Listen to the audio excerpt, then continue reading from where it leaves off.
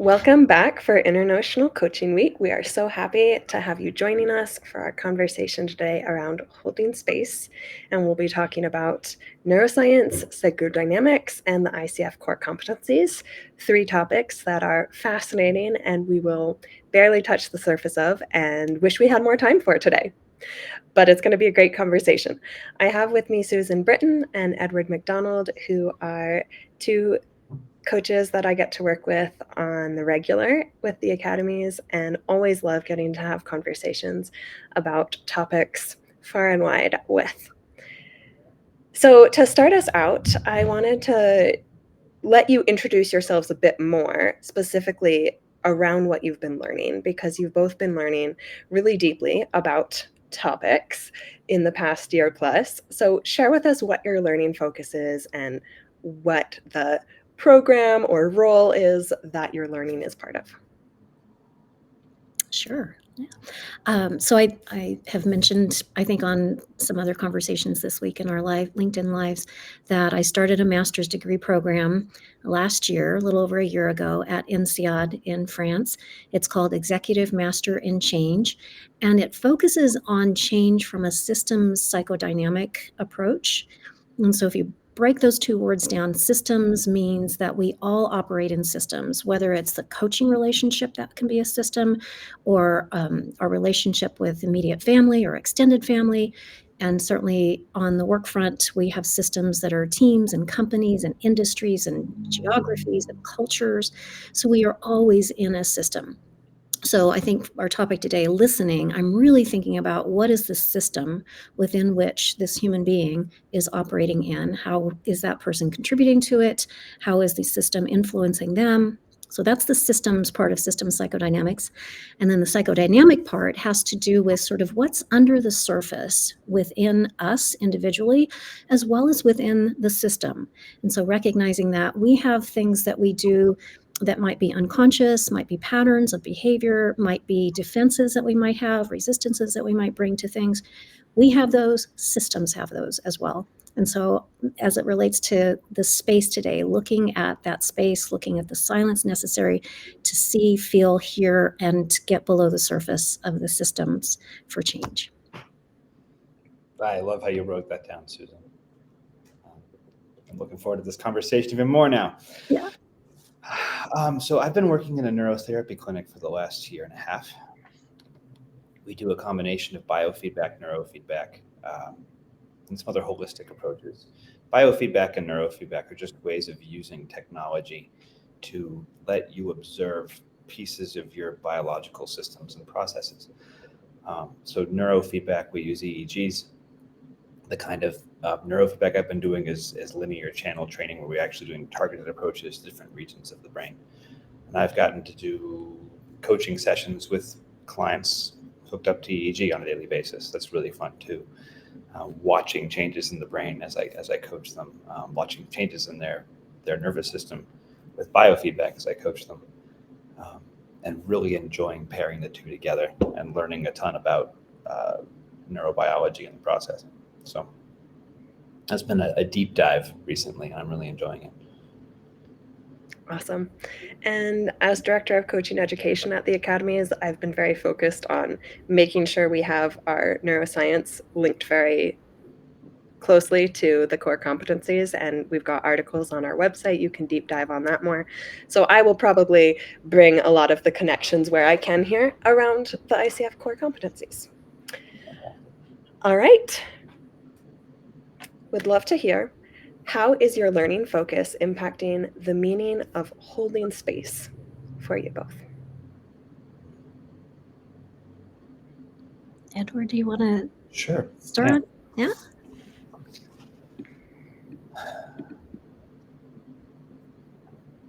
I think what's really neat about space in a relationship or in a conversation or in between people is there's a sense of spaciousness, not just silence, but there's a 3D sense to it. And what's really neat about the brain, brains record and memorize spatial relationship, even if it's irrelevant. I was reading about that yesterday, actually. It's a unique part of the brain. Even if we don't need to know where things are in relationship to other things, we still record it. Space matters.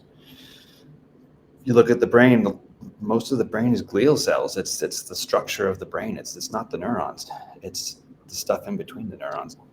And even looking at the little minute connections between dendrites on neurons, they're connecting in space. So I think even at a neurobiological level, when you're looking at the gap between neurons where the electrochemical signal gets sent, kind of like a spark plug gap, all the way out to a conversation where I sit with someone else and we hold space together. There's a very crucial element of space between things. And you can zoom out even farther and look at space. Space is mostly space, not stars. There's something pretty profound about existence, from the smallest to the largest that we know of. And the importance of, it's not nothing, but it's not something. It's something other than something. It's space. And that fascinates me. Getting to see that in real time with clients, getting to you can watch a brain settle into itself when you hold space for it. I get to see it every day. I see that every single client session. So what does that look like? So from a biofeedback standpoint with HeartMath, it looks like getting into a state of coherence. You can see heart rate variability go from chaotic to a nice even sine wave. You can watch someone go from a sympathetic nervous system bias, which is fight or flight activation, to a place of coherence between that and parasympathetic, where they're alert and awake, but they're relaxed and calm and present. On a brain, it's watching delta come up a little bit. It's a nice slow wave. It's rest, relaxation, sleep, deep meditation. It's the brake pedal for your brain. It kind of feels like floating on your back in a pool with your eyes closed. Very not disembodied, but universal feeling. You can see that come up. You can watch high beta come down. High beta is 20 to 32 hertz. That's like a pinball game in your head. It's also muscle tension. Muscle tension shows up on an EEG at EMG, and you can watch it come down.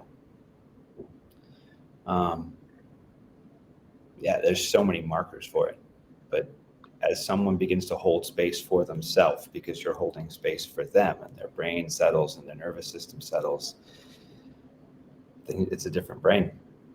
It's a dramatically different brain and nervous system. Before we hop to you, Susan, I just want to say, if you're listening and you have questions, please put them in the comments and I will try to get them worked in, because I get to ask my questions. There's probably a million questions you're having if you're listening. Susan, what about you? So I love your response, Edward. The details on the neuroscience piece, and more broadly, I was talking about and introducing the system at the beginning here, and the way you just described that to me, I see the system. I see the system of the brain. I see the system that is between the coach and the client. And it strikes me that space is, in a lot of organizations and companies, space is not a comfortable place or a comfortable thing, because there's such a drive to get things done that there isn't space a lot of the times. So somehow I'm just tying together the space between the neurons, the space of outer space, the stars, but there's space in between all of those stars.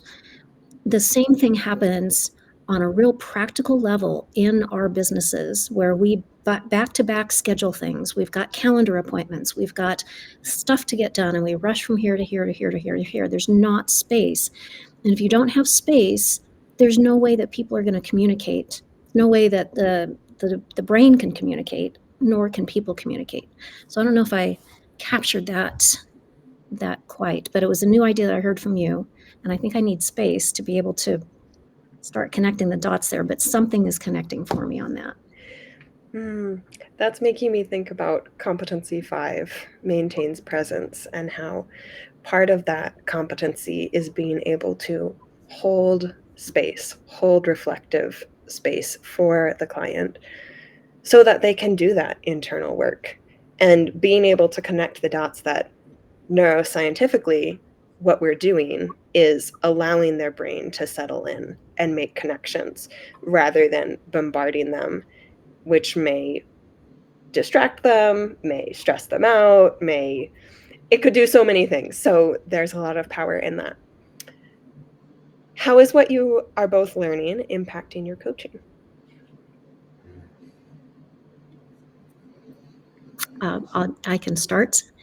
I would say that I am very intentionally two things: listening for the system, and that causes me to be a little quieter so that I can take in the system better and listen at a deeper, broader level.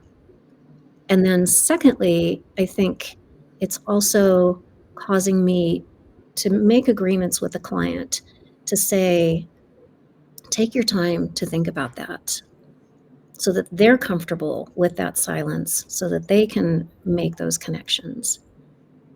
So I think, and especially having just received the MCC designation, I worked a lot on allowing silence, getting comfortable with myself to allow silence, co-creating and partnering with the client so that they could also be comfortable in that silence, because a lot of people aren't. So I would say that's what I'm noticing for me.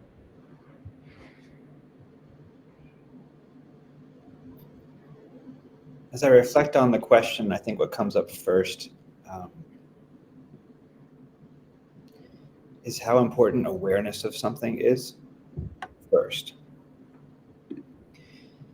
I've been coaching since 2012. I had lots of theories and lots of ideas and lots of hypotheses on how coaching worked and why coaching worked. But when you can be truly aware of something that you can see and measure dramatically in real time, it's a different ballgame. It's not, I think they might be experiencing this. It's not, my intuition says there's something here. It's both of those things. And I know what they're experiencing. And I can link their posture, their tone of voice, their breathing cadence, the dilation of their pupils, all of it. I can link what I'm seeing to what I know is happening here and throughout the entire nervous system. And that informs how I coach. So it in some ways, I think it builds confidence in your intuition. It deepens your intuition. Or it's deepened my intuition, I think. It's given me a lot of respect for just the space. It makes me think systemically, we are part of a culture that does not respect or prioritize space. And that is a huge shift over the last several hundred years. And it's kind of like we have to allow our skepticism to be sated by these scientific theories and facts with what has been known and is evidenced in the world around us, in even the structure of space that is naturally present. Well said. Yeah, and so just your comment there, Jessica, if I can hop on, about the sated by the scientific facts. I mean, they're the beauty of the research, like what Edward's doing, and he can see actual data right in front of his eyes. And then the neuroscience researchers, there's a Duke researcher, her name's not going to come to me at the moment, but she researched silence and how she discovered that silence is associated with the development of new cells in the hippocampus, which is that key brain region that's going to be associated with learning and memory. And if we're talking to someone, whether it's a leader talking to an employee, a coach talking to a client, if there is too much noise in the room, whether it's your words, your energy, your physical presence, if there's too much noise, you are robbing the client of the ability to have the things happen in their brain that are necessary for those new insights, for the learning, for all of that to come online. So, I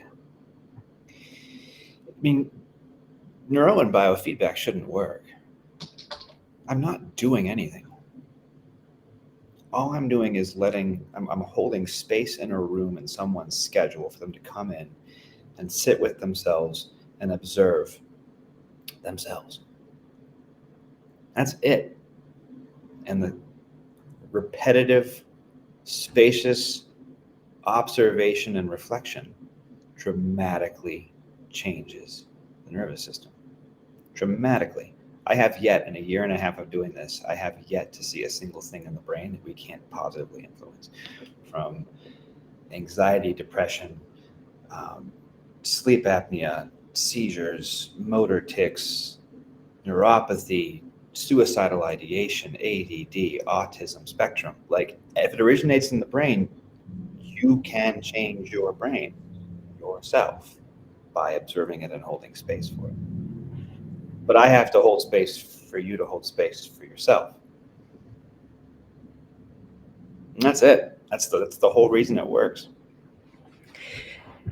The question coming to my mind is, how do we bridge when someone is not comfortable with space being held for them?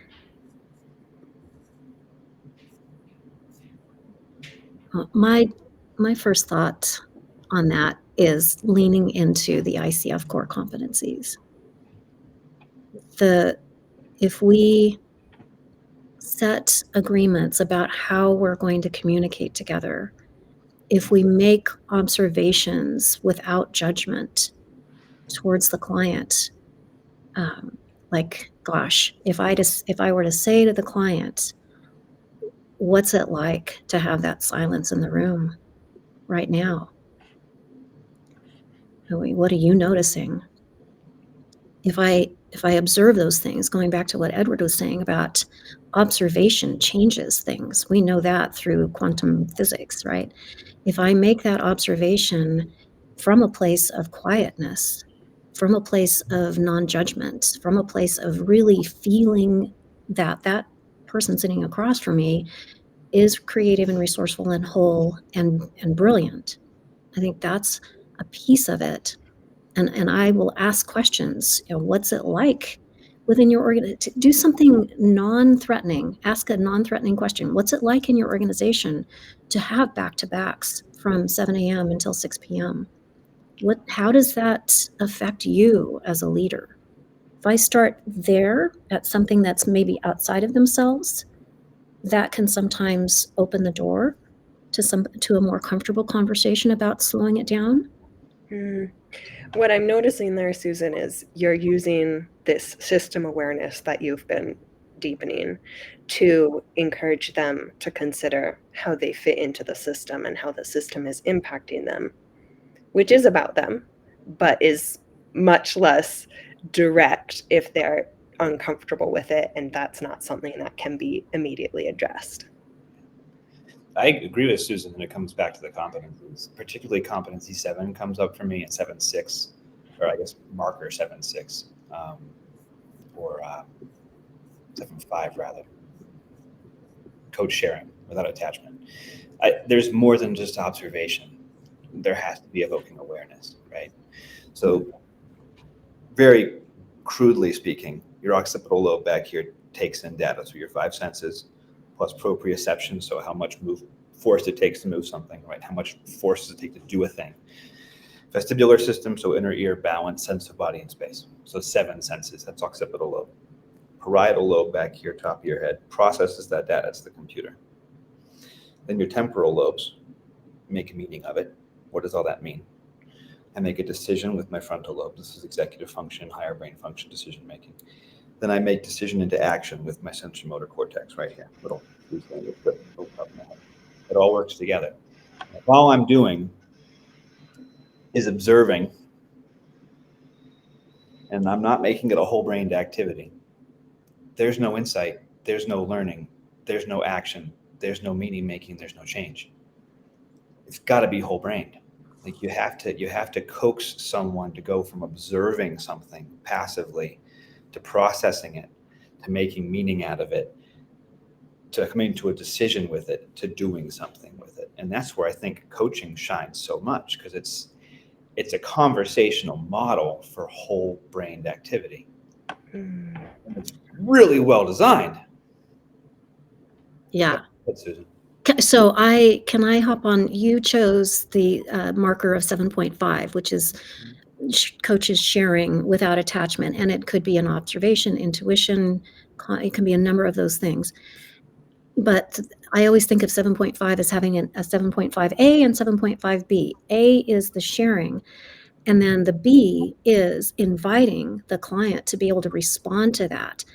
And so as you just walked us through what's happening in the brain, I can so clearly connect the dots by the way you did that, of how the brain now is being engaged by that invitation, so that you're not just staring at the thing, you're doing something with it. And that then can lead to the insight and the change that you're after. There's an acronym the military uses: observe, orient, decide, act. And it's observe, orient, the whole systems thing you were talking about, Susan, making meaning of it, make a decision, then act on it. I want to appreciate the great comments coming in around different PCC markers and competencies, and reflecting on the systems and how much space we're given by the systems. There's a comment from Erwin that says, I notice the client aha moments often are followed by a pause or moment of silence. This is the moment I love to provide space. Edward, what is happening physiologically in that moment, or what are your theories of this if not yet known? Yeah. It's a new neural connection. So neurons have these things called dendrites. They're like tails. They're actually really like the movie Avatar, the little neck things they have that connect. They look just like that. It's a little tail with a hand on the end. And they connect. And they don't actually connect. They almost connect. There's a little gap, and there's an electrochemical signal sent across, and just if there's a flash of light visible, you can see it. That's a new neural connection, and it's happening all the time, right? That aha moment, though, is that happening in a new, profound way. And I think this isn't a theory, this is a hypothesis. There's something about an aha moment that's a little more profound than just a new neural connection. And if you look at an entrained neural pathway, so this is a practiced neural pathway, this is a thing you've done a lot. So tying your shoes, riding a bike, saying your name, things you've done a lot. If you look at an entrained neural pathway, it's more like a tube. There's a lot of signals being sent across it. And if you look at videos of neural connections, you'll see two very distinct kinds. You'll see the one of two little brain cells connecting in a little flash. And then you'll see what looks like a highway with signals being sent across constantly. And that's an entrained neural pathway. And I think in that moment when there's a flash that changes someone's life, it's a little more entrained than just a connection. We've all had coaching conversations as clients and as coaches where it wasn't just a new thought. That person's different. Something happened in their brain. The person walking out of that session is not the same person that walked in. We learn things all the time that aren't that profound. What makes that moment more profound, I don't know, but I suspect the nature of the neural connection is different. Whether it's more entrained, whether it's a stronger connection, a deeper connection, a more profound connection. I don't know what it is, but there's something about that moment that's a bit more profound than the average connection. What, if anything, can you see when you're doing EEGs and coaching when those aha moments are happening? You see ratios change. So we train delta, theta, alpha, beta. Those are the four primary bandwidths in the brain from 0 to 32 hertz. Hertz is just a fancy way of saying waves in a second. So that's like at the beach, it'd be really slow waves and really fast waves, right? And we measure amplitude, so how high the wave is. Same thing at the beach. How big is the wave? a healthy brain has a ratio of delta, theta, alpha, beta, roughly four times delta of beta, a nice even curve, right? Mm. There's some exceptions to that. Eyes open and eyes closed are different regions of the brain are different age groups are different, but by and large, you want that curve. You see ratios in the brain change. You can watch the spectrum graph and things just go, they change. Beta drops significantly, so their inner voice, that inner critic that we talk about in coaching, or the voice in our head kind of calms down, goes away. That's usually elevated beta. Elevated alpha is often anxiety and brain fog. That comes down. They're not feeling anxious, they're feeling clear. We don't mess with gamma much. I really want to. You need a clean room to do it, like the Faraday cage. It's 32 to 50 hertz, and it's really sensitive stuff. So not many places train it. I suspect things are happening in gamma. Delta and theta. Delta can come up a little bit. They're more relaxed. Theta is a lot of imagination.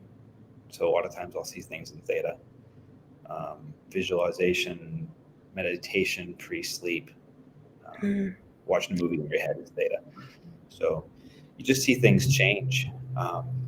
It sounds like a very physical spaciousness, like the things that have been noisy and filling up the space settle, and there's space to expand in a way there wasn't. It's a good way of putting it. Yeah. All right, we've got another question from James. What are some of the things that we as coaches can do for ourselves to create the space for ourselves to be better able to co-create this with others, including clients? I wish every coach had a heart math monitor or some kind of coherence training device. There's a bunch of them now, but and for those listening, if you're not aware, that's a biofeedback tool that allows you to see what your heart rate variability is doing and notice how that's connected to your thoughts and emotions. And then change it gradually and in real time. Yeah. If we all just as a profession made a pact to hop on a heart math monitor for 5 minutes before coaching sessions, we change the world. Is you're in coherence, and we know there's an electromagnetic field around people and animals in coherence. So horses, you can actually do. There's really cool research on this. One of my colleagues this is a specialty of theirs. Horses have a huge bioelectric field. Horses can tell when you're not in coherence. Horses can tell when you are in coherence. You can put a person on a horse in coherence, and they're working as a team. You can put a person on a horse not in coherence, and the horse is not having any of it. You can actually use horses to train coherence. People are the same way. You can be in coherence and invite someone else into that space with you. It sounds really woo-woo, but there's mountains of data on it. And somehow it works across the miles. Yeah, it's incredible. No, it works. So if we just got in coherence, and literally we're creating space in ourselves, inviting others into that space. And it really, I think it blurs the line between self and other in some really cool ways. And Susan, where would you go with this question? Well, I know we're at the bottom of the hour, so I think I would step back, look at the whole system again, just with that theme, and recognize that we're talking about space. But when we create these spaces, when we are in coherence, like Edward was saying, something happens where the client is able to take up more space. They are bigger in the room, in their world, more authentic, in a way that doesn't rob anybody else of space. I mean, there is such an amazing paradox about that. And that's, I think, what people come to coaching for, is to be their best self, their biggest, boldest, most spacious self.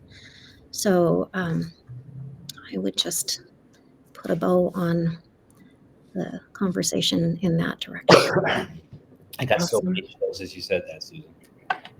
I didn't hear you. What was that? So many chills as you said that. So on the topic of holding space, I think I'd like to close this way today. Give you a second to hold space, to check in with yourself, what you are taking away from this. And then those of us live here, we can share in a sentence. And if you're in the chat, you can share there. And then I'll close us out.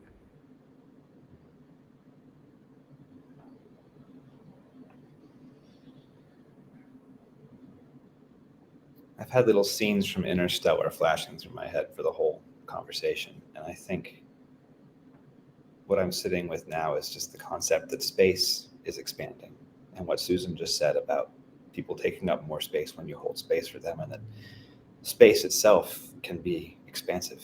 Space is huge, and yet it contains so much. I'm really grateful for the profundity of this conversation and for both of you.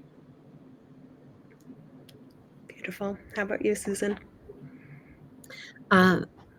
Creating space allows people to learn things.